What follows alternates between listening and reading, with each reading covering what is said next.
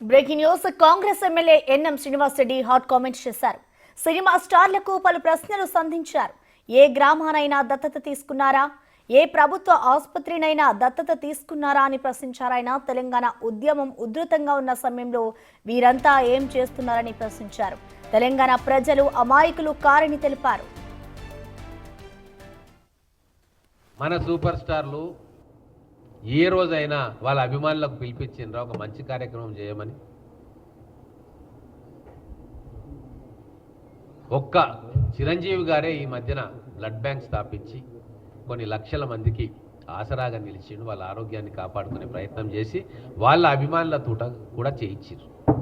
మరి చిరంజీవి వారసులుగా చెప్పుకునే కొంతమంది ఏ రోజైనా ₹1 సహాయం ఎవరికన్నా చేసిండ్రా? వీళ్ళందరూ సినిమాల్లో నటిస్తున్నారు, నిజ జీవితంలో నటిస్తూ ఉన్నారు. తెలంగాణ ప్రజలంతా అమాయకులు కాదు. తెలంగాణ మొత్తం రోడ్ల మీద నిలబడి యువకులు బలిదానాలు చేసుకుంటున్నప్పుడు వీళ్ళందరూ కళ్ళు చెవులు మూసుకున్నారు. ఏ రోజు కూడా ఈ ప్రజల ఆకాంక్ష కోసం ఒక్క అడుగు, ఒక్క ప్రకటన చేయలే.